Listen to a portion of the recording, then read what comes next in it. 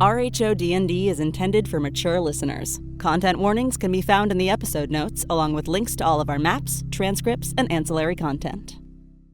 Last week on RHOD&D, Cass and Kiki found themselves wandering through a mysterious mountain cave where they discovered hauntingly beautiful artwork painted on the walls.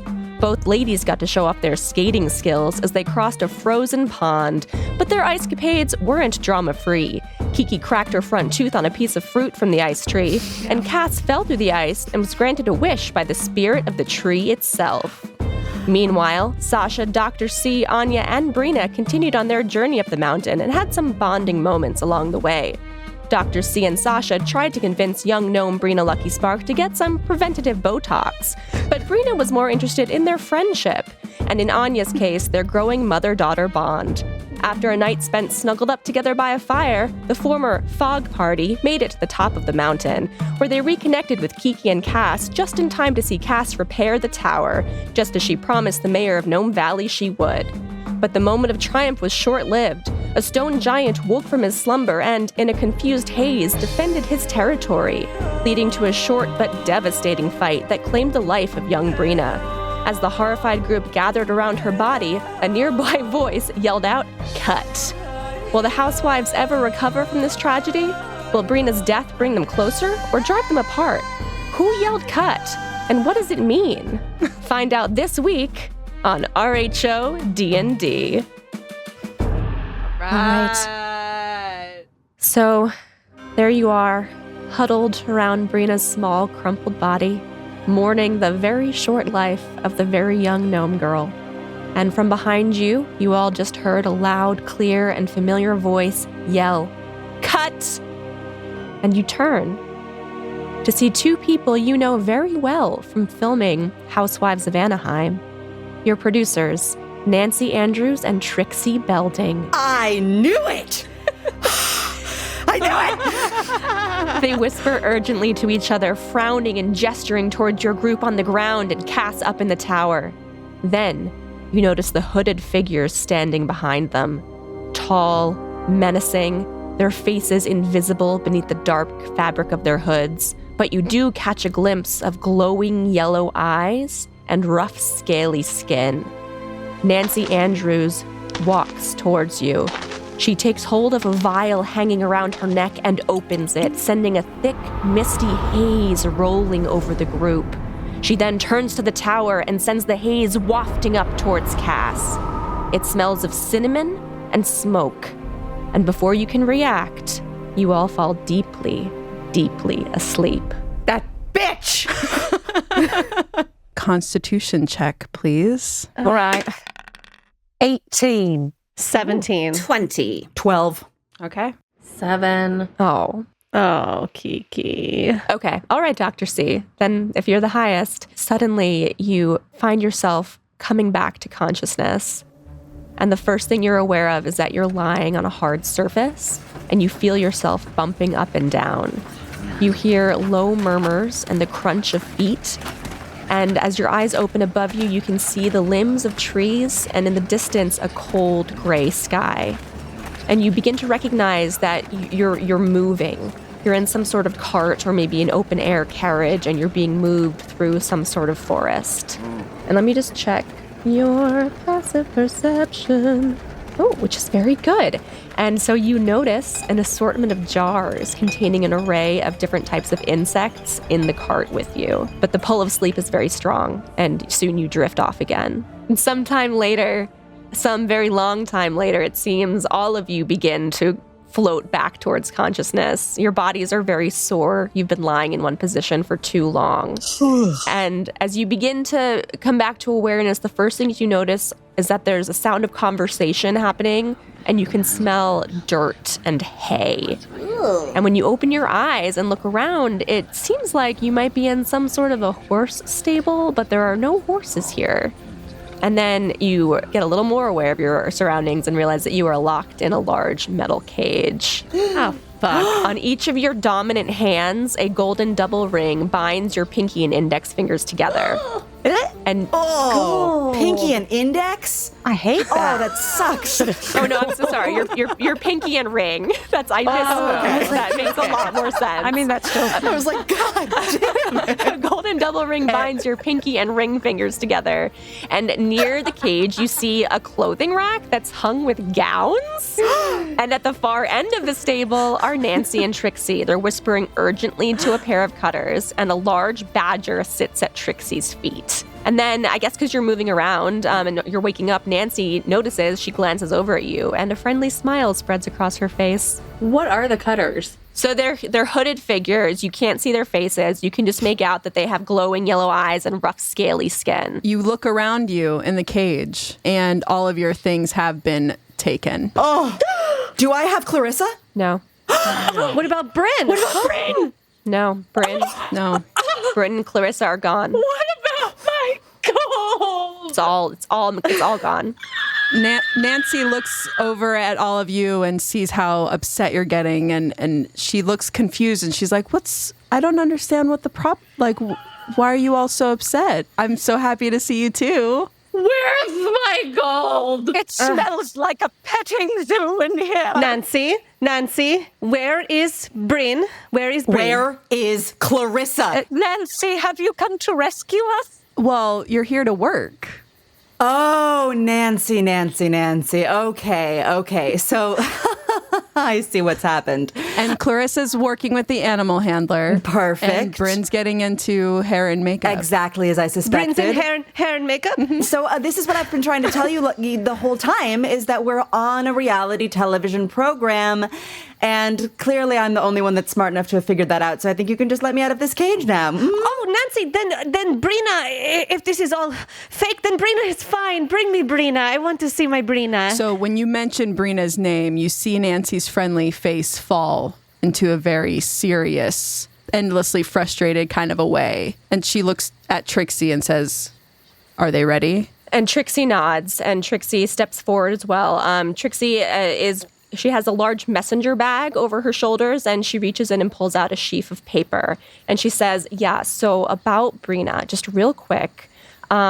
We know, obviously, we have so much to do. It's so good to see you guys. Before we get started, we just need you to sign this form real quick, and then we'll just get you out of here and get you into hair and makeup. And she hands you, through the bars of the cage, this NDA. Gonna need to read this. Okay, Please let's take your see. time, yeah. I will need a phone because I have to send this to my lawyer. And also I am needing my Brina and my Bryn. I'm going to read this out loud for everybody because I know reading is not a strong suit amongst the entire group. I'm looking at Anya. Rude. So it says non-disclosure agreement. Parties. This non-disclosure agreement is entered into and between Housewives of Anaheim production, hereinafter referred to as the disclosing party, and blank, herein referred to as the receiving party. Confidential information. The receiving party agrees not to disclose any confidential information and agrees not to use any such information without obtaining consent. Confidential information refers to any data, information, or events thus categorized by the disclosing party, including but not limited to that thing that happened on top of the mountain regarding the gnome girl. Pre-approved language. When referencing any confidential information, the receiving party agrees to use only language pre-approved by the disclosing party. Pre-approved language regarding the gnome girl allows the receiving party to say that she, quote, left for her next great adventure, end quote. No further details are permitted. Ownership. This agreement is non-transferable and may only be dissolved by written consent provided by both parties. Governing law. This agreement shall be governed by and construed in accordance with the laws of Earth and Sax Pira. The agreement will remain in effect for 100 years. Seems excessive. Signature. The parties hereby agree to terms and conditions set forth in this agreement, and such is demonstrated by their signatures below. Trixie Belding has signed it, and Nancy Andrews has signed it. This looks fine to me. I don't care about a gnome girl, so I'm good. Cassandra! The gnome girl is Brina. They are saying we cannot say that she died because she's on to her next great adventure, which is bullshit. Dr. C rips the paper out of Cassandra's hands and then casts burning hands, and the paper just goes up into flames. Yes, Dr. C. Yes. As it bursts into flame, Nancy does like a snap, and one of those cutter guys looks at you and says, And so could you do a wisdom saving throw? Oh, fuck. 10. Okay, so with the 10, you freeze just right as you are, and that burning piece of paper falls onto the dirt floor. And Nancy goes over to it and snuffs it out with her shoe. Dr. Christina is frozen. Is frozen in front of us. Yeah, yes. Ring, Christina. You might try to ring, but that ring that you're wearing on your hand kind of keeps you from doing the motion. Oh, no. Oh, I see. Can I use the other hand? Ring, Christina. The spell only works with your dominant hand. God damn. Can we pull them off? No. You try to pull it off, and the ring gets tighter. Oh, that's awful. Nancy, darling, quick question. Is this a new accessory for any particular reason, darling, or is this necessary? Well, we'll talk about it more at the meeting. At the meeting? Trixie, Nancy, my sweet babies. Can we maybe unfreeze Dr. C? She looks so uncomfortable. I know she wants most of her face frozen, but, we want her body moving, Nancy looks at you and looks over at Dr. C and says, "We gonna be good?" Nancy looks at the cutter, and the cutter releases you from its grasp. Christine, are you okay? Yeah, I'm fine. Cass, what the fuck?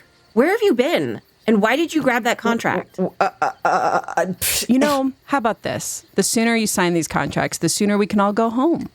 Great. Sign me up. When you put it that way. I'm actually missing some of my things, so I can't really sign anything until you give them back to me. Well, and then Trixie has lots of copies of the contract, so she passes them out again. And she looks at Kiki and says, "Oh, Kiki, what happened to your tooth? If you sign this and we get out of here, we can fix that right up for you." I would love for you to fix this. I need you to fix it before I sign anything. Oh, unfortunately we can't. I wish we could. Such a hassle. But we need you to sign first. I've signed mine. Can you just let me out? Because I'm signed. I'm ready to go. Sealed, signed, delivered, signed. Great. They hand you a gold feathered quill. You sign it, and it kind of, in a Little Mermaid way, kind of goes into the paper. And it feels a little extra than just signing something. Interesting. Cass, I just want to ask, did you maybe just sign your soul away? Maybe? I'm just asking, maybe? Anya, the fact that you can't read and that you didn't listen when I read it out loud to you is extra frustrating. No, it did not say my soul in the contract.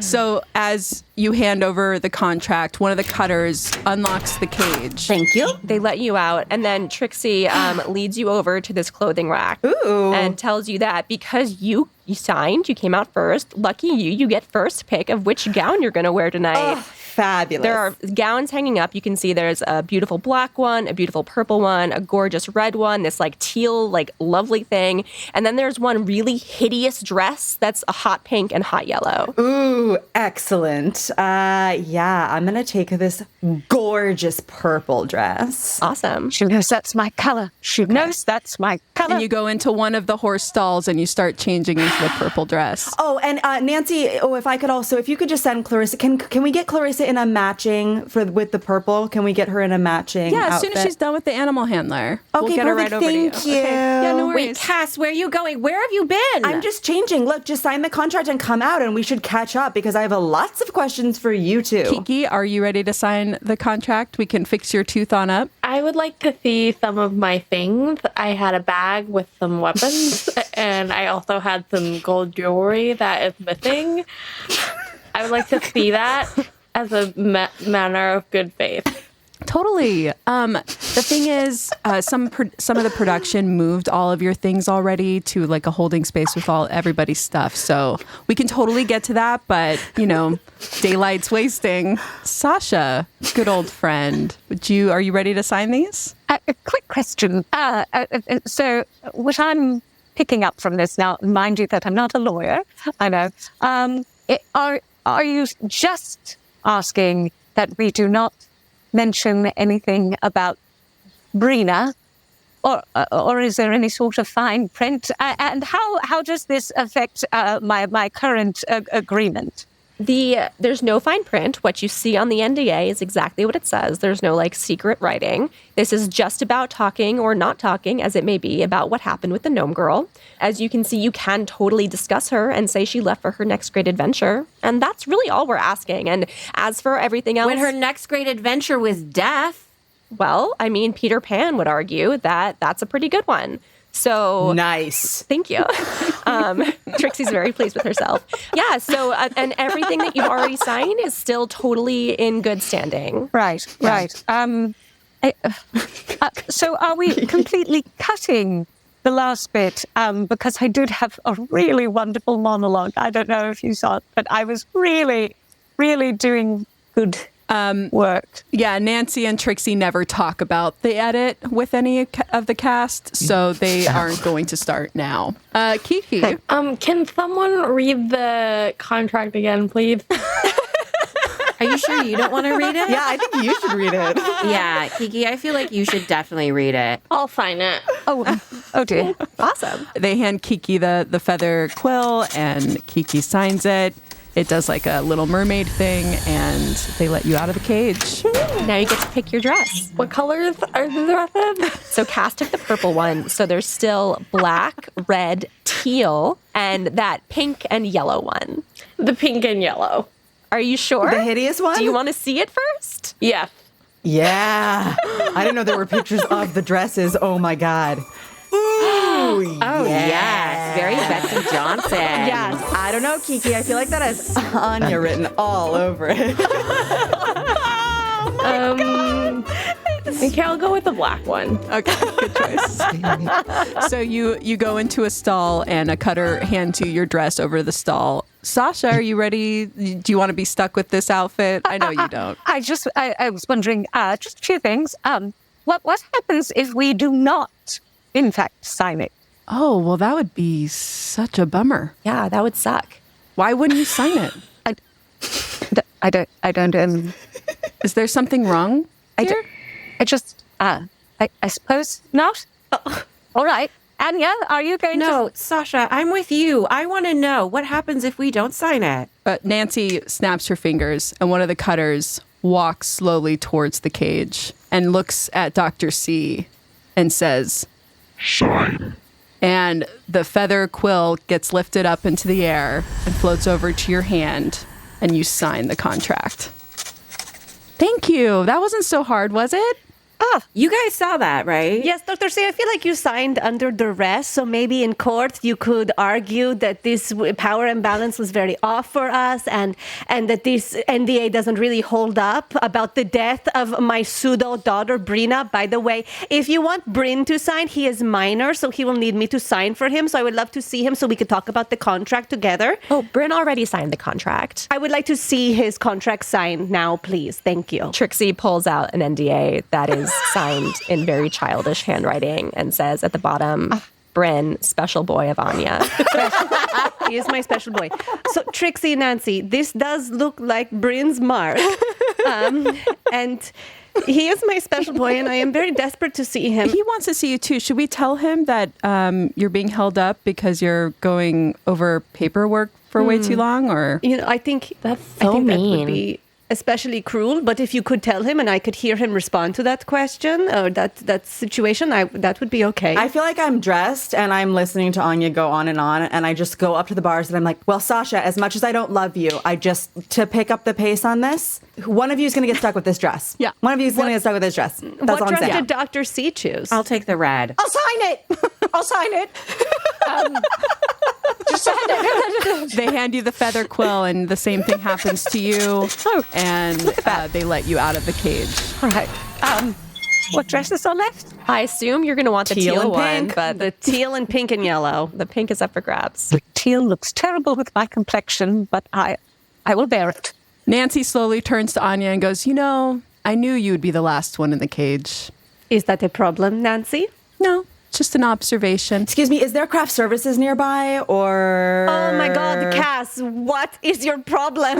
I have no problems. I signed the contract. I'm very well dressed and I'm hungry. Well, we're waiting on your cast member. Okay, I'm signing. Anya picks up the feather and she reluctantly signs. Very much in the style of Ariel from The Little Mermaid. Okay? Nancy's posture relaxes a little bit, and that stern look she has relaxes too.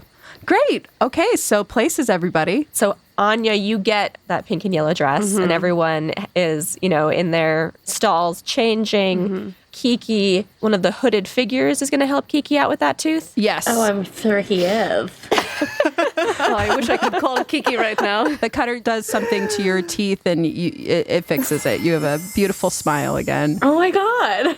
It's like I'm back to 100. Can you also take a look at my foot, sir? Yeah, they can look at your foot. Great. I show the cutter my foot. And also, I just have like a bag of stuff, like, like personal stuff.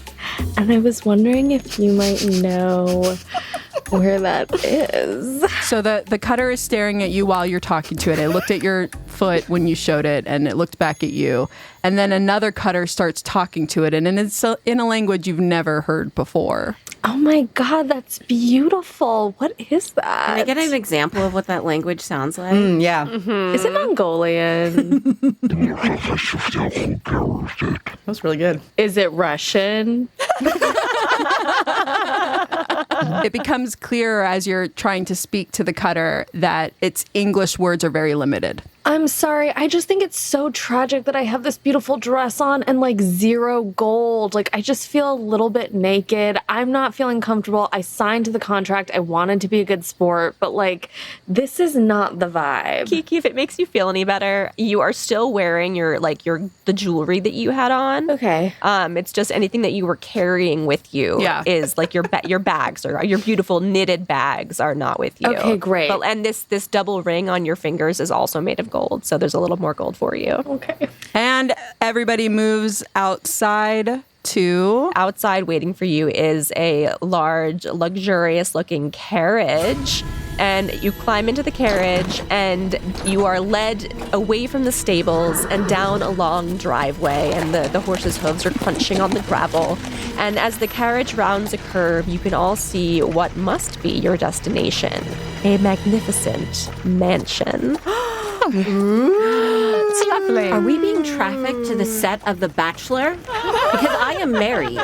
The carriage comes to a stop in front of these doors, and you hear Nancy say, "Go for Cassandra, go for Cassandra." And as Cassandra is coming out of the carriage first, could she just describe what she looks like in her new purple outfit, I believe? And yeah.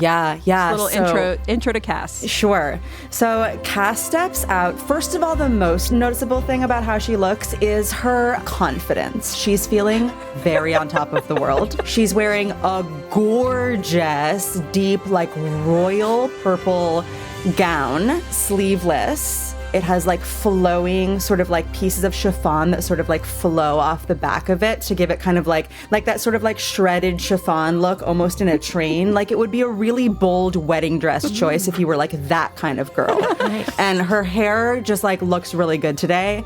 So that's working for her. And she just like is feeling herself. She like steps out and gives it a little twirl right in front of the mansion. And it goes, who was second out of the cage? Me. Kiki. And it was Kiki. Yep. Me. Okay. So Kiki comes out next, and just a little introduction to Kiki wearing Her black dress. Kiki is wearing a really sexy black dress, just like super, super tight. Like she could very easily fall out of it. And there's these little like holes on the side, so you can like really see her like hip bones and stuff. And so it's like, classy, but like sexy. She is feeling like a little bit confused for sure and a little bit vulnerable. Her mood ring is amber. And she's not sure what that means, but she is kind of like weary and more in observing mode because she wants to know what's going to happen, and she doesn't have any of her weapons. Dr. C, as you're coming out of the carriage. Dr. C looks at the red dress and it's not matching her mood. So she's going to use disguise self to change the gown into black. Ooh, I love that. Yeah. And she walks out and she goes, Chris Harrison, where are you? Where are you? Come out. I'm not doing this. I have a husband I love very much, and his name is Christian. Cass remembers that Christina and Chris Harrison had a past relationship and that this is like very triggering for her. So she goes over and like puts an arm around Christina and is like, it's okay. It's okay. He's not here. And even if he is here, you don't have to talk to him. No, you don't. And Kiki is like, wait, is she talking about that bird? She married that? And Dr. C feels very conflicted because she is very much triggered and is still very upset at Cass. How could she abandon her like that? But is very comforted by this, so walks off with Cass. Sasha, as you exit the carriage. Sasha is a little unhappy that she did not wind up with the purple dress. And, confident is not the C word that I would have used to describe Cassandra. There she is making the teal work. Clumsy? Sure. But there are feathers, so she looks a lot like a beautiful bird. She steps off of the carriage and looks around and is trying to take everything in just in case anything might be slightly off. Cass is trying to make Christina feel better, and she just looks at Sasha and goes, oh, Sesame Street. I don't understand what that means. And Dr. C begins to laugh, but then she remembers how Sasha saved her life. And Cass notices this too, so she's like, it's funny. And then It's funny. Dr. C turns to Cass and goes, I think it's on trend for next season. Oh, thank you. Thank you, darling. And just as Dr. C says that and stares at Cass, Anya exits the carriage wearing that. I'm sorry. I made fun of the wrong one. Anya, as she steps out, she's feeling big mad. The dress is also honestly a little bit big, and so are the shoes. So she's like really having trouble like tottering on those like multicolored shoes. And also, you can't see them, but remember those socks we all had to wear when we were tiny little babies that folded down and had the frills? That's also a part of this, okay? Yeah. She's super pissed. She's spent the last moments in the carriage desperately searching for Bryn. Maybe he's under a cushion. Who knows? He's so tiny. And she's just like angry. She looks like a 12-year-old girl who doesn't like to wear dresses, who is like being dragged to her older cousin's graduation party. Honestly, normally Cass would seize this opportunity to just roast Anya, but she looks so fucking sad. Like it's just so tragic. She's like, her hair is wild and her eyes are wild, and she keeps like picking up rocks and like looking under them. She's wearing the ugliest thing I've ever seen in my like. So Cass, like in the jovial spirit that she was making fun of Sasha, her face just kind of falls, and she's like, no, we should just look away. Dr. C looks at Cass and looks at Anya and then goes over to Anya and helps her pick up a very large rock and goes, I don't think Bryn is under there. And puts it down. But where is he? We're going to find him. And you look very youthful. And walks her towards where Sasha is. Cass does not know what has gotten into Christina. She was like sticking up for Sasha. Now she's going to help Anya. And she is not going to ruin this day because I am feeling good today. And I'm looking great. So Cass is just going to like flip her hair and walk right up to the door and open it. Okay. All right. Cass opens the door. And she goes, I'm here. And someone is there to greet you. Hi. Cece. And behind Cece, you notice some cutters holding cameras right behind her to get your reaction shot. Oh my God. Cece, hi. How does Cece look? Can we get a description of how Cece looks? What's she wearing? How's Yes. like what's going Yeah. on? Cece is wearing the best gown out of all of them, like makes the other gowns look like something from Children's Palace. I think that's what that place is called. It's Children's Place, but I like it better as Children's Palace. It's like a bronze goldish gown with like giant sleeves. Like it's like massive, like with like ruffles. Like Met Gala. Met Gala. Sheer. You can see her tatas. She looks amazing. It's like she's had work done since you've seen her last. She looks the best she's ever looked. Yeah. And she's like, oh, hi. Like, no big deal. Didn't miss you guys. Not one bit. Welcome to my mansion. Yes, this is my mansion. Cece, it's so good to see you. I was terribly worried. We all were terribly worried. Where did you go? Cece she's just looking at everybody and she's just very like, she's not very excited to see everyone. She's just like, come on in, come to my mansion. Like it's a regular Tuesday. Cass definitely picks up on this like very confident, very in charge, very rich energy coming off of Cece and just like falls into stride with her and is like, thank you so much for having us. What a wonderful place you have. So you enter and it becomes very clear from the setup as you enter the Great Hall with where the cameras are is that because you've filmed these before and it feels like you're about to film a house tour. So hi, you guys look okay. Not dressed up as much as I would assume for such a grandiose house, but you know, it looks like you did your best with what you were given. I noticed that nobody really looked for me, but that's neither here nor there. Welcome to my house. Cece, we looked for you. Well, all we've been doing is looking for you. Nancy says, cut, and looks at you and says, this is the house tour. Fine. Cece puts back on her actor face. She's like channeling her child actor days. And she's like, sorry about that, ladies. Back on the tour. This is the Great Hall. It's really big and it's mine. It's mine that I have in my house. Cass is like, ooh, look how big it is. What a great hall. So great. Thank you, Cass. Anya is still next to Dr. C, and I think that Anya just reaches out and grabs Dr. C's wrist and is like,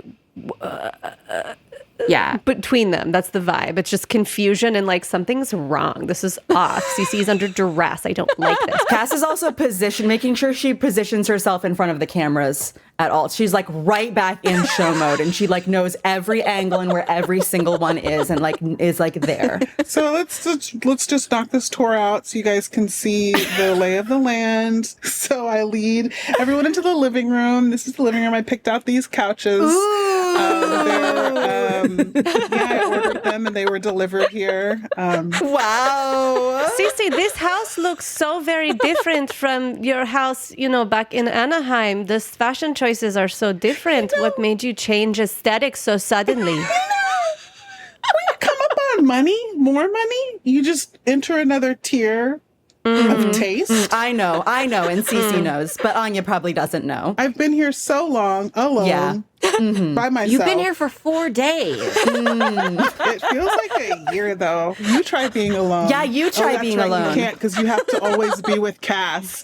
So this is the living room. Excuse me, I have a question. Just being awake is making me a little hungry. Are there any snacks? If you'd let me finish the tour, we can get into that. While the rest of the group is distracted talking about snacks, Sasha tugs on one of Anya's little fluffy bits of her dress. Anya. What? Sasha? I think I need to tell you. Do you have to pee? I'm so sorry, Cece. This is emergency situation. Sasha and I need to go pee. Well, there's like 17 bathrooms here. Just go straight through the library and you'll find one. Just don't be Snoopy in my house. Have some respect. I know how you guys can be. Yeah, have some respect. I know this sounds weird, but there is no bathroom on this map. No. I think they do chamber pots. Oh, is there just a pot in the corner? Oh. Yeah, of your room. It's a really nice pot. Yeah. Kiki is like so confused that everyone is so excited about this house and calling it a mansion, and there's not even a bathroom. Like, this is like not even the size of her west wing. Sasha, will you please lean into me and help me with hold up my many skirts? Oh, sorry. Dr. C lights her hands on fire and is like, I'm just going to keep both of you warm and watch your backs. Thank you. That's so kind and terrifying. Sasha, what is your secret? Sasha looks very deeply into Anya's eyes. I feel like perhaps. Trixie pops her head around the corner and is like, hey guys, we really need to finish up this house tour so we can keep moving and stay on schedule. So like, piddle piddle, but come on back, okay? Absolutely, Trixie, just dripping dry. Be right there. We're on the way. In the meantime, Cass is going to strike up some casual convo with Cece and just say, hey, you know, it's wild. So I don't know what they've been doing with you for the past few days, but they gave me a pretty exciting side storyline, and I just wanted to make sure that, like, you're getting your screen time. Thank you, Cass. That's so thoughtful of you. First things first, I was trying to give this tour. I'm so sorry that they've derailed that tour. That was so rude of them. It's fine. They didn't look for me for 4 whole days, which felt like outrageous. a year. And I'm just saying that, like, if it was me, if you were to have gone missing, I personally would be confident that you were okay, because I know how, like, strong and capable you are. Thank you. Nancy comes stomping back into the room with a cutter and is pointing to where to set up the cameras in the library and says, action. Ooh, books. Tell me about the library, Cece. Yes, this is the library. It's massive. I've been spending most of my time in here actually reading. I've been doing a lot of reading. Cece. Yeah. Is there any book in particular that you really enjoyed reading? There's one, but it's a secret. It's for me. And you continue on past the ballroom if you want to say anything about the ballroom. There's the ballroom. I've never been in there, actually. Ooh, let's go in. We can't. It's under construction. It's dangerous. Oh. We don't have. Wait, I know. So Cass is like, she remembers from that one season when Sasha said that her house was under construction in season 3, but really she was just revealing like a big, fabulous surprise party. And she was like, no, it's renovation. But she had hired Jerry Seinfeld to sing at her house, and he was behind this curtain. It was like, oh, we can't go in there because renovation, but it was like secretly this big surprise. So now she's like, oh, renovation. Wink. Cece winks back. Yes, Cass. Renovation. And here's the kitchen where you can get a snack. Kiki, I see that you are clearly starving. Help yourself. There's little nibs and bites. Kiki starts like opening the fridge. Yes, have at it. You also notice that another cutter is guarding this back door that leads to the garden. Those are stone steps. They're gorgeous. I could tell, obviously. I mean, absolutely. Thank you. I had those imported as well. Ooh. There's a few more rooms. Yeah, the dining room. There's and a then dining room where you can dine. Oh, and here's my favorite, my music room. I've also been dabbling a little in music here. Would you play something for us? Ooh, let's hear something. Yes. Yes, I will. I will play something. And Cece pulls up to the piano. She's never ever played the piano, actually. I feel like I should roll for persuasion. Performance. Absolutely. Yeah, but I think with disadvantage since you've never played before. Okay. An 8. Oh, so close. And then she does a little dun, dun, Yeah. dun, dun, dun, Dr. dun, C's dun, watching dun, Cass dun, because, dun, she knows Cass is going to just jump up there. Cass feels the spirit within her. She tries to start to sing along to Cece's piano, but also can tell that Cece's not really sure where she's going with the music. So together they are creating an extraordinary musical number. Oh, well, Yeah. this is lovely. Cassandra, this reminds me of that time I had Jerry Seinfeld sing at my party. Do you remember? It sounded just like that. Thank you. We're all at Cece's house. Oh, Anyway, this is my music room. Beautiful. You climb up the stairs.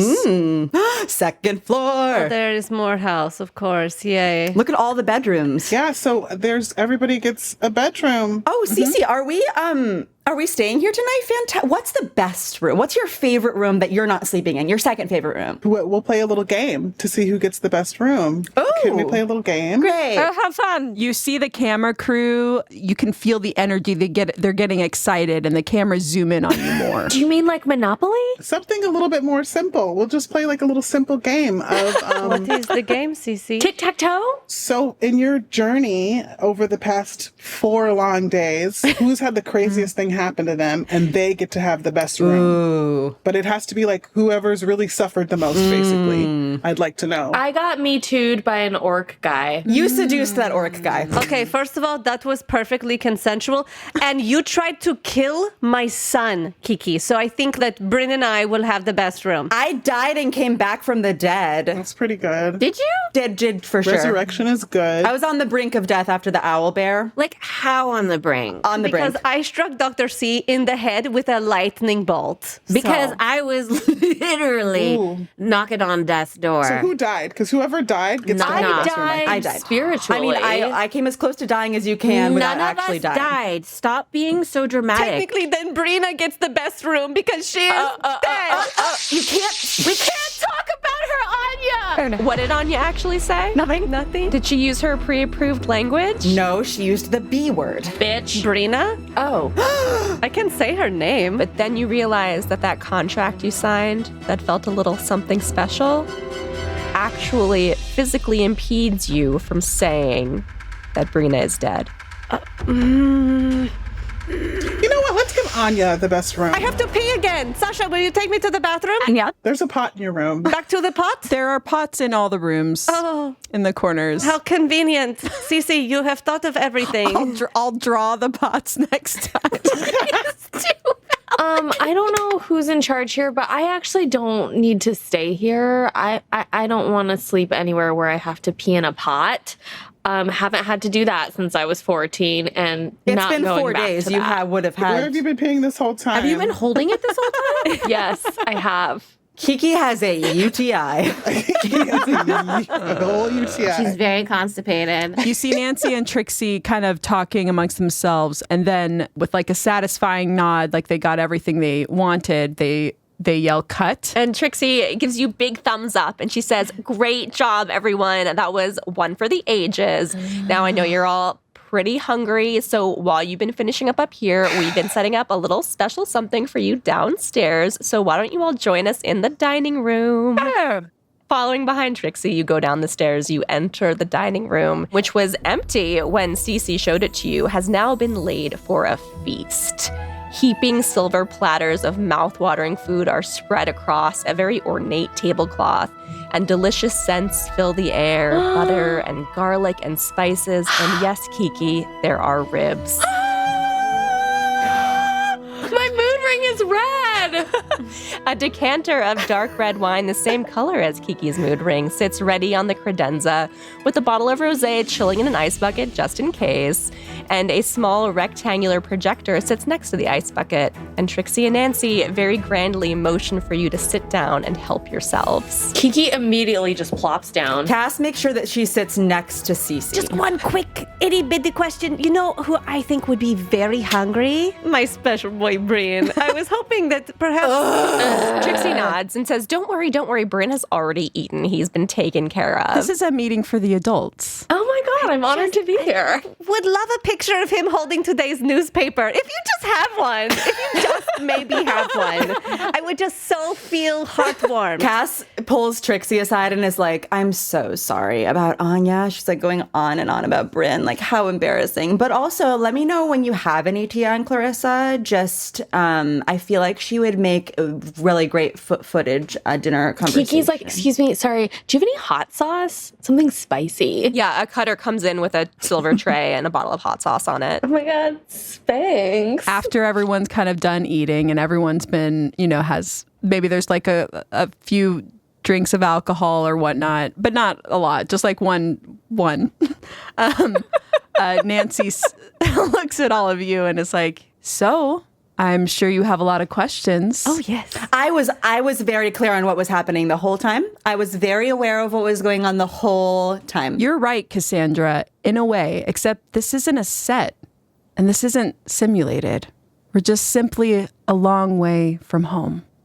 What does that even mean? Sure, a long way God, you from sound like home. Wilton. It's like you use these phrases. Nancy proceeds to explain to you about these portals from a very long time ago that seem to connect different planes of existence to each other. Oh, fun fact about portals. Your highest vibrating energy that you bring through the portal is actually the representation of the being that enters into the next dimension. So if you're not your best self that day, then unfortunately you'll never be able to access your best self again, Anya. Did you want to know another fun fact about portals? I'll tell you, if you've purchased the mandatory crystal set from Women Pow, you are actually protected going through the portal. So you don't have to worry about your most highest vibrating energy or not. Dr. C stands up and slams her hands on the table and says, Cass, you know that's all bullshit. None of your crystals work. None of this empowerment works. And you don't even know anything about portals. The closest portal you've been to beep, beep, beep, beep, butthole. I think Cass needs to roll for hurt feelings right now. Kiki spits out a rib and is dying. It's a 5. You're pretty hurt by that. I'm very hurt by that. And I'm simultaneously scrolling through all of the times that Christine, all of our best friend moments, like we're like twirling together in the park in the rain in slow motion. We're like riding on a carousel, eating ice creams, like stuff that definitely never actually happened. But in Cass's mind, that's like the representation of their beautiful friendship together. And then also scrolling through like the legal paperwork that Christina filled out to be a part of Women Pow and whether or not she's in breach of her current position in the company. As you're thinking about that, Nancy's going on and on about how the network has been working on this for decades. Originally it wasn't for reality TV, but it kept getting repackaged because it was too expensive and complicated until reality was the only one genre that could pull it off. And then, so she's done with the big speech and she says it's groundbreaking, it's exciting, and it's the first reality show to take place in a whole new reality. Let me just be the first to say I'm so honored to be a part of this show and grateful and thank you. And let me be the first to say that I am personally outraged and will be taking your asses to court. Oh. Trixie and Nancy look at each other and they're like kind of amused, but also kind of confused, or they're pretending to be confused, but they're actually like finding this really hilarious. And Trixie reaches into her messenger bag and pulls out a large packet and says, didn't you ever read those contracts that you signed when you first joined the show? You might want to take a look at Section 18, Article 12. The cast member grants production the unconditional right throughout the universe in perpetuity. But like, you don't own us, so we have to go home at some point to the United States, and then I will sue you for stealing my child. Where is Bryn, you bitches? Where is my fucking special boy? Oh, he's fine. He's just like upstairs taking a little rest. You'll see him really soon. We just have a couple things that we needed to talk about with the grown-ups first. Like what? I swear to God, if anything happens to him, I will kill you with the vase that I took a hot piss in, okay? I feel like we've been talking about this meeting with like grown-ups and it's like keeps dragging on. It's like, what do you guys want to ask us? I'll tell you whatever you want. I think Kiki's right. What do you want to tell us? So as Nancy continues to explain, Trixie stands up from the table and she moves across the room and she reaches up and plucks something off of the wall. And then she turns towards the credenza. And as she turns, you can see that resting in her open hand is a small spider that was just hanging out on the wall. And with her other hand, Trixie pulls what looks like a dark pink silicone adapter cable from her messenger bag. And you're about to see a picture of it. Mm-hmm. Very clear. One side of the adapter kind of turns into this like typical looking white plastic HDMI connection. And then the silicone part stretches out and the other side of the adapter opens out into what almost looks like a mouth. And Trixie plugs in that plastic side into the little projector that's sitting on the credenza. And then very gently, she takes the spider she's holding and places its head into the opening at the other end. And the adapter immediately just closes around the spider's head, resizing itself to fit perfectly. And it's very gently cupping his head. Gross. And then as the spider's legs kind of twitch, the projector powers on and sends images splashing across the far wall, showing 8 shots from slightly different angles of all of you sitting in the very room that you're sitting in now. Isn't this technology incredible? Oh, this makes sense. Yeah, okay, because I was wondering, that was my one question, was why can't we see the cameras? Spider cam, love it. We call this the organic matter input, or the OMI for short. I can talk to you about licensing SpiderCam if you want. We like the Omi, but thank you. Cass, I am just wondering why you seem so okay with this technology, because if you remember the episode of Black Mirror that you starred in the series, because you're such a fine actress. Thank you. It spoke about very terrifying technology just like this. So don't you think you have some sort of problem with this invasive, horrifying, like semi-organic use of technology? No, I believe that the program I was on was a fictional program, and this is real life, so I'm good with it. Also, ladies, we just kind of gotta lean in, you know? Like, this is... That's right. I'm sorry, I feel like there's a lot of resistance here. And quite frankly, this is money. This is money making. Yeah, hello. This is like a next level of reality. And I mean, I'm into as it. scary as it is. But like, I feel like consent is like an important part of this. Like, Nancy, Trixie, why did you not tell us what was going on, that we were going to be torn from our families in massive earthquake as we fell into alternate dimension portal? Oh, well, that wouldn't have been very real, would it? Good point. It's reality, baby. Speaking of footage, and Nancy looks directly at Sasha and goes, Sasha? And puts her hand out as if to receive something back. Sasha slowly and reluctantly reaches for the brooch that she's been wearing, and now, to be perfectly honest, kind of clashes with this dress anyway. So she plucks it from her breast and shyly hands it over. Sasha, Thank you. You've had that the whole time? did you know the whole time? The whole time? No. Cece exhales. Nancy hands the beetle brooch over to Trixie. And Trixie pockets it in her messenger bag. And just then, a clock chimes outside. And Nancy and Trixie look very excited, and they clap their hands and say, "It's time for the party!" Ooh! As we come back in, you're all waiting outside, except for Cece, dressed. The sun has just started to go down, so it's a beautiful sunset situation going on. You're back at the stables, and the carriage is waiting for you out there again. Nancy and Trixie both climb into the carriage, and then they say, Dr. C, you're first. Dr. C looks back at all of her friends and then sees Cass and then walks confidently first. Ooh, love it. She gets into the carriage, and the carriage starts trotting along towards the mansion again. And there's a beat of silence or two. Nancy's looking at you, and she says, "You look beautiful tonight. It's really good to see your face." It's good to see yours too, Nancy. Hey, are you and Cass okay? Something feels different between you two. We're not okay. We're absolutely not okay. And I blame Cass. She left me. And she got younger and didn't tell me who she went to. So she's obviously cheating on me with another derm. I feel very betrayed. And where was she when I was almost at death's door after Anya mistakenly almost killed me? Where was she? She wasn't there. Tell you that. Nancy and Trixie nod, and they lean in, and they just they look so sincerely concerned for you. And Trixie kind of tilts her head and says, Dr. C, have you told Cece about any of this yet?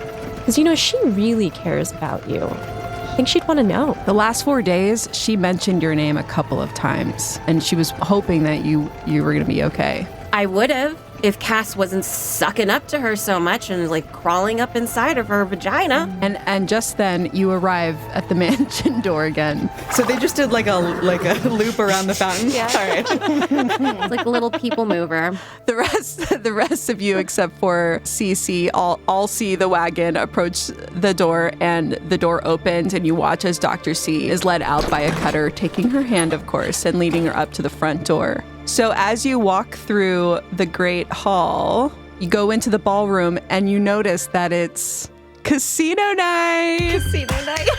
An oldie but a goodie. Yeah, Dr. C, you enter the ballroom, and just as Cass speculated on the house tour, it wasn't really under construction. It was just decorated, and you couldn't see it yet. The whole room is decorated in purple with green felt and black. The lights are low. It feels really sexy in here, actually. And 50s classics play from unseen speakers. In one corner of the room is a full bar staffed by a cutter who's still wearing his hood but is now dressed in a tux.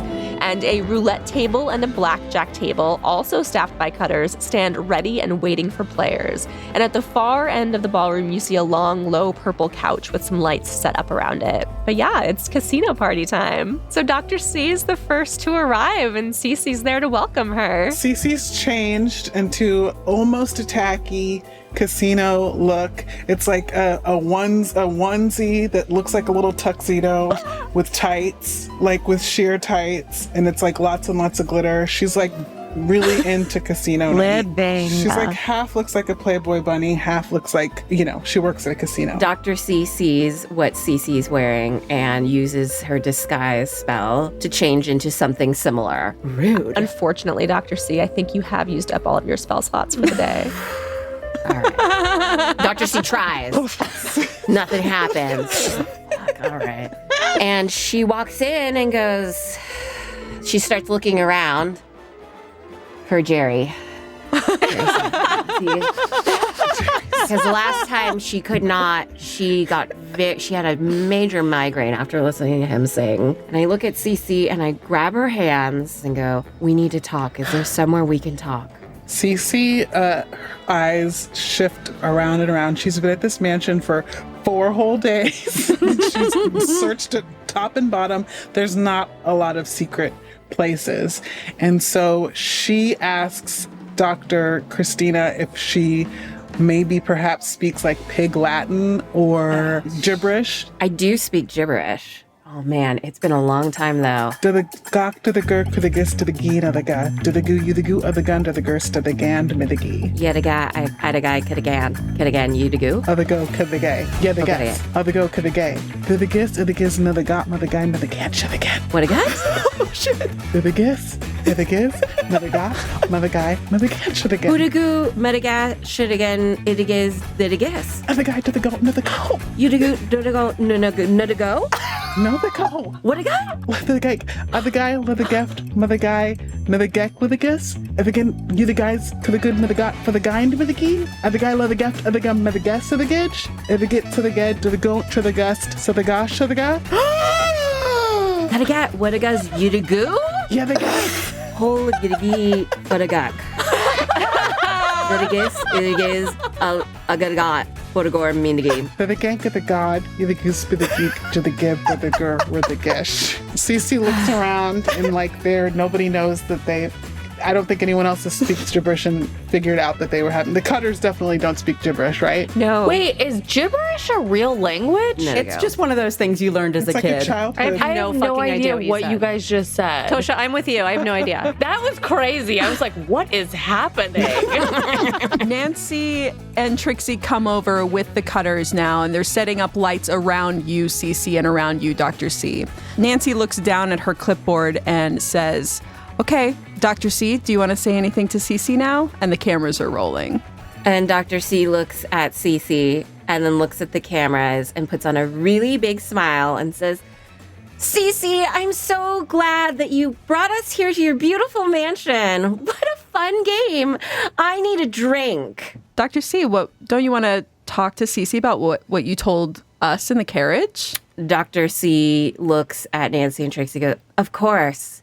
And then she looks at Cece and says, I have had a falling out with Cass. With Cass? Question mark? I don't believe it. What happened? There's so much. I don't know where to catch you up on, but she's not the friend I thought she was. Cass? You sound so surprised. Maybe we should get her in here next and we can hash it out together, the three of us. So, back to the stables. As Dr. C and Cece are chatting by the bar, Nancy and Trixie leave them with the cutters filming and scoot back out and get in the carriage. And then they go back to the stables. And they open the door and they lean out and they say, okay, Sasha, Anya, you're up. Oh, right. Come on, Anya. Together? Yes. Great. Let us go, you absolute fucking traitor.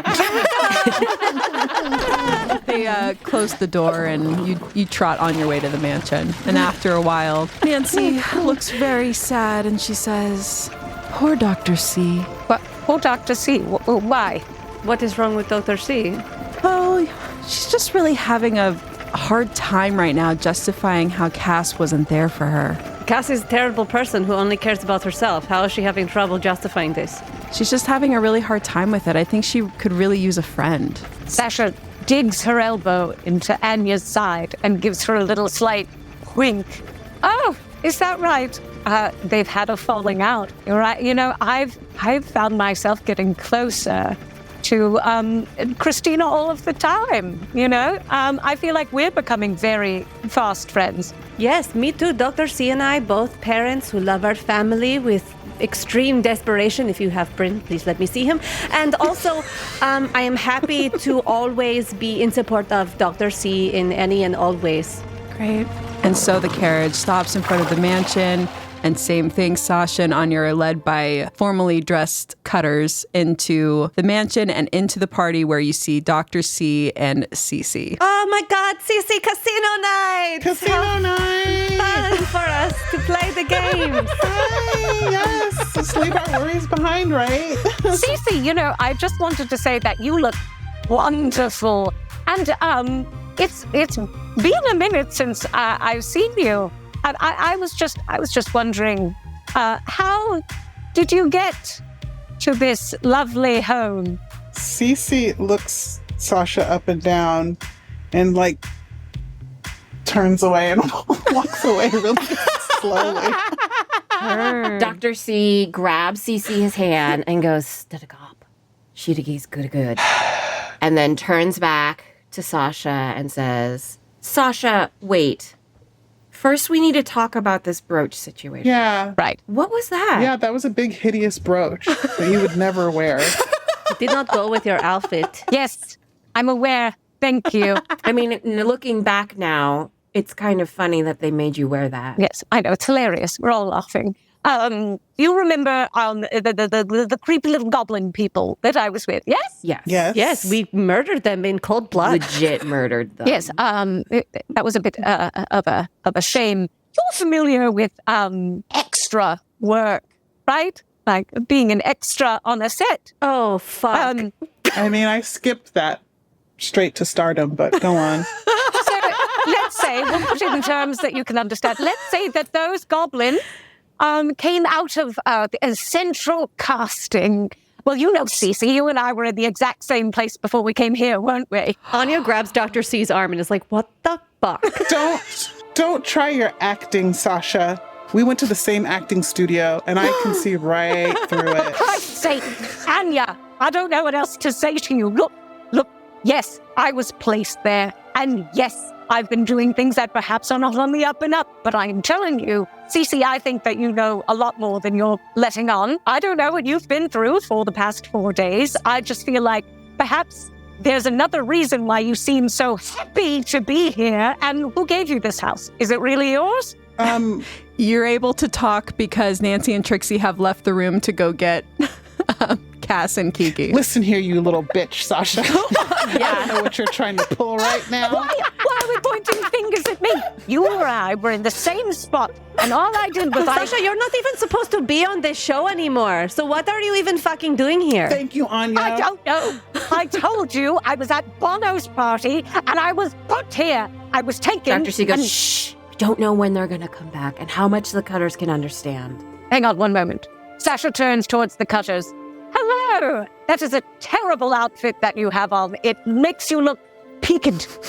They all look up at you, but continue their tasks. It's clear that they only understand a few words in English. You don't speak it. Great. They don't speak it. Cece, Sasha saved my life. I have to believe that some of what she said has to be true. So can we get on the fucking same page? Sasha is looking for her last 2 minutes of fame. She just hates Cass. I feel like she's probably the one turning you against Cass right now. She's trying to get back at Cass, I bet. Cass left without us. Have I said anything about Cass this entire time? Wait a minute. Nancy and Trixie in the carriage just made me and Sasha sort of pledge our allegiance to you, Dr. C, and really shit on Cass, which was very easy for me, honestly, but it seems a little suspect. What the fuck is going on? Ask Sasha. I don't know, Anya, but perhaps we just found out about that storyline a moment ago, but I know someone here has been around for quite a long time and perhaps knows the entire storyline. One of you is lying.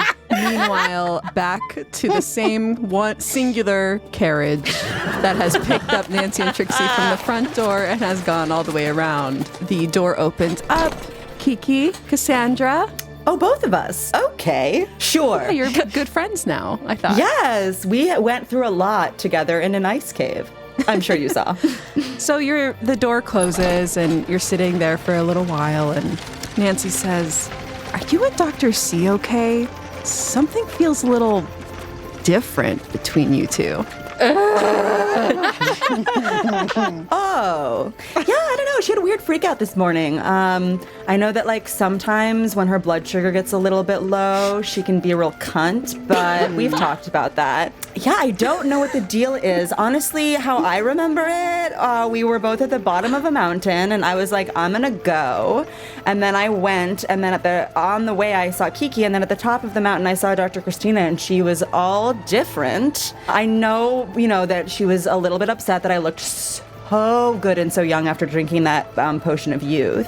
So I'm thinking it might have something to do with just like a little bit of jealousy, but honestly, so used to that in my friendships throughout life. So to me, it's just like a blip on the radar. Oh my God, I can't believe, yeah, Trixie and I were just talking that we think she might be a little jealous. Yeah. It's natural. Honestly, the best thing is to just like try and make her feel good and like she'll just sort of like maybe take a nap and get over it. That's what we were doing in the carriage ride over with her, but she was nearly inconsolable.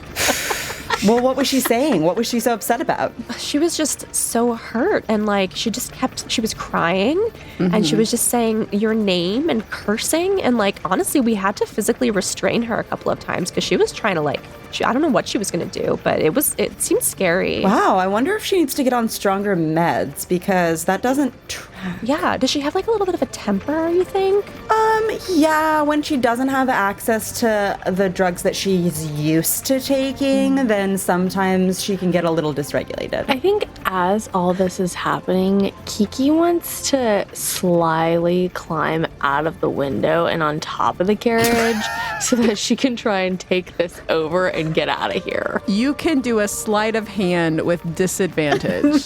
Yes, you can. If you pull this off, I'm going to be so impressed. I got a 1. Oh, all right. Just so no. And just then the carriage comes to an abrupt stop. Well, this has been fun. As you are leaving, Nancy hands Kiki 100 casino chips. That have CC's it's her whole face on a chip. And she's not even smiling. She's just...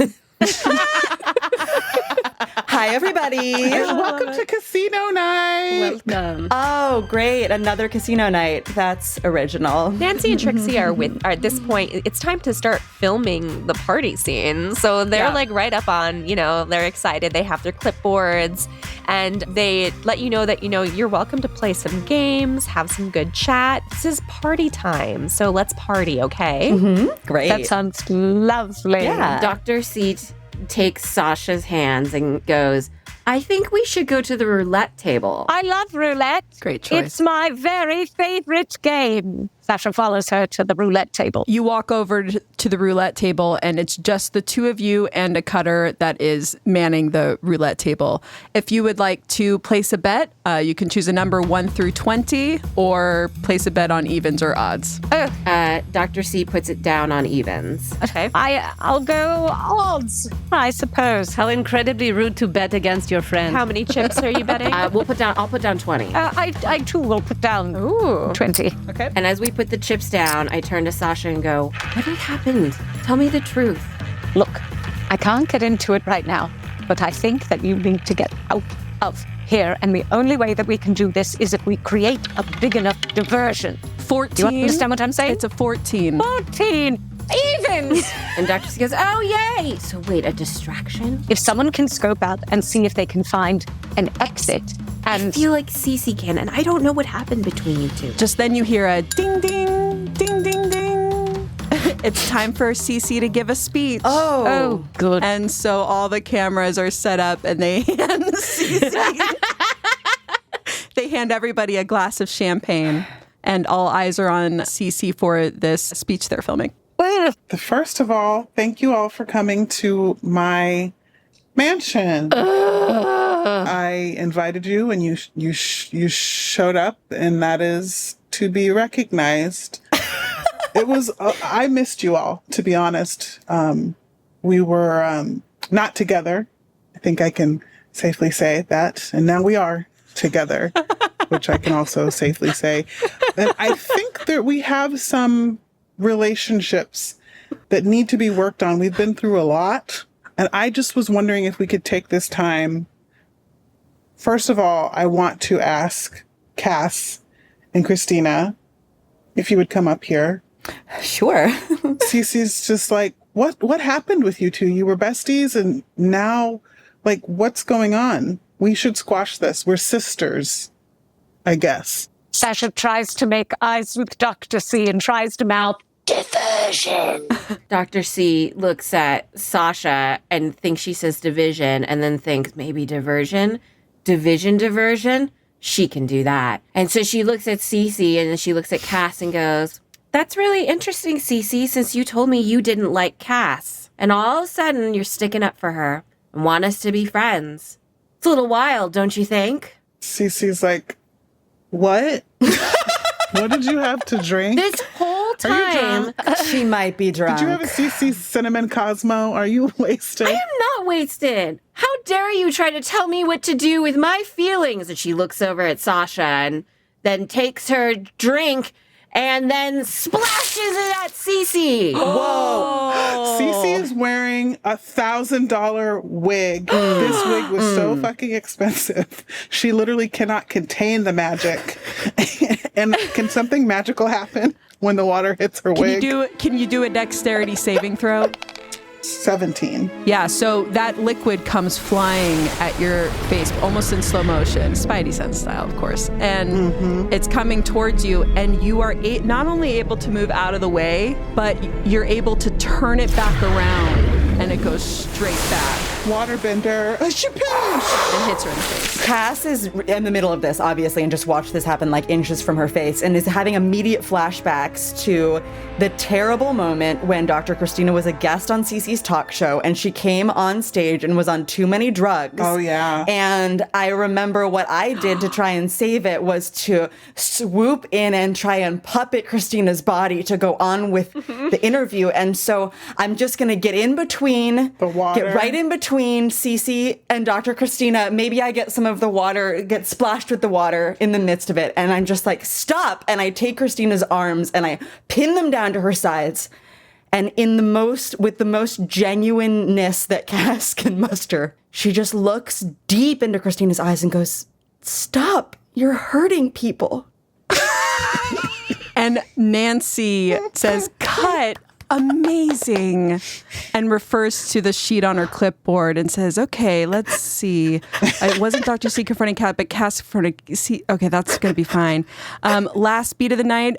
Yeah, Cass and Dr. C. Let's go over to that couch. Cass is like, she has no problem. She's like born to be produced. So she's like, yes, let's go to the couch. Dr. C is like wet and she's also looking at this clipboard and it's just a lot for her to process. This was all, I thought I had a choice in this. And she sees Cass trotting over to the couch and grabbing her hand and leading her over there. And she goes and follows. And so you both sit down at the couch and the lights are really bright here and the cameras are rolling. And Nancy says to Trixie, okay, yeah, we're ready for the couch apology. So Trixie takes some time adjusting where you're sitting and making sure that it's getting like the right side of your face and everything. Thank you. Anytime. And once everything's set, she kind of backs away slowly and she says, okay, this is going to be, a really big moment. So just make sure that all that stuff, you get it out there. We really want to see what you're feeling, you two. This is your time to shine. Action! Whenever you're ready, Christina. And Christina looks at Cass and goes, no, whenever you're ready. Oh, I'm ready, so you can go ahead whenever you're ready. I'm waiting for your apology. Oh, I don't know what I'm apologizing for, but let me think. Let's see. For not being my friend, for abandoning me, for betraying me. Anya shouts from the bar, Dr. C, don't hold your breath. She never apologized for anything. For taking credit for my work. Okay, get it out. I mean, they're just a couple things. For lying to people and having me cover it up. But what I'm most hurt about is you just left me on the day of women empowerment. Women Pow? Yeah. Trixie leans in and says, Women Pow was obviously canceled because of all of the earthquakes that rocked Southern California 4 days ago. So we're going to have to reschedule that. But just keep going. You're doing so great. Oh my God. It would have been nice if someone had consulted me. Did you consult Christina? Did Christina know? Of course I didn't know. You think they're going to tell me something while you're off? And then she looks at the cameras and at Nancy, Trixie, and then looks back at Cass. And then looks over at Sasha and Anya and Cece, and she realizes they've all been made a fool and that she doesn't want to play this game anymore. And she takes Cass's hands and goes, I'm not doing this anymore. I'm done. Cass thinks she understands what Christina's going for at this point, and she's like, you can't quit the show. You can't quit the show. Dr. You can't C quit says, the show. Watch me. No, you're they will film you. Do you remember what happened at Denise Richards? And then she stomps off and tries to find a closed door room where she can get changed, but leave her microphone on. Cece calls out, girl, I've tried. This is literally a prison. Girl. Nancy and Trixie look excited for a second, and they motion for one cutter to go follow Dr. C upstairs where one of her rooms is. And Dr. C tries to grab Sasha's eye and try to mouth the words distraction. And as she's leaving, she's flipping over the poker table. Is this fun for you? Oh, no. Is this what you want? This kind of apology you want? Is this a TV you want us to do? Are we just puppets for you? And takes some glasses and smashes them, goes to the roulette table and sits on it and makes snow angels in the chips and tromps around. Is this what you want? Kiki just joins in and starts throwing her chips everywhere also. Just cause. Sasha, we have this is moment. We have to do something. We have to get out of here. There's so many cameras on everybody, but what does happen is, so as Dr. C is throwing this fit, a cutter eventually comes in and grabs her, but they're still filming her and leading her upstairs. Her screams get quieter and quieter and quieter until you're left with just the destruction of the room and each other. Nancy and Trixie say, cut. They look really, really happy. And they say, great job, everyone. We're just going to follow a storyline, but the rest of you are cleared for the day. Get some rest. We have a really big day tomorrow. Lots of work. Thank you. Thank you so much, ladies. Again, where's my son? But it's cool, okay? You see cutters starting to pack up the casino party set, and as you all are escorted, of course, individually up to your room. One of the cutters, who Kiki may recognize from her tooth-fixing moment in the stables, kind of gives her a little look, like a hey. Oh, hey. And we would like to know, what is Kiki thinking right now? Kiki, for the first moment, feels just an ounce of hope because she realizes she totally does have this cutter guy hooked, and she needs an ally who's going to help her get out of here because she cannot sleep here in a place that's called a mansion where there are no toilets. Anya, as you're being escorted to your room, what is Anya thinking and feeling right now? Anya is a little confused and incredibly disappointed that she didn't manage to sneak behind the bar and figure out how to get the fuck out of here. But she also knows in her heart that even if she could have, she wouldn't have, because she does not know where Bryn is and she can't leave without him. So she's just sort of depressed and at a loss and just did she really sign her life away to these two awful women? Cece, you're watching the cutters pack up your beautiful idea for a theme party. And what are you thinking and feeling right now? Cece is exhausted.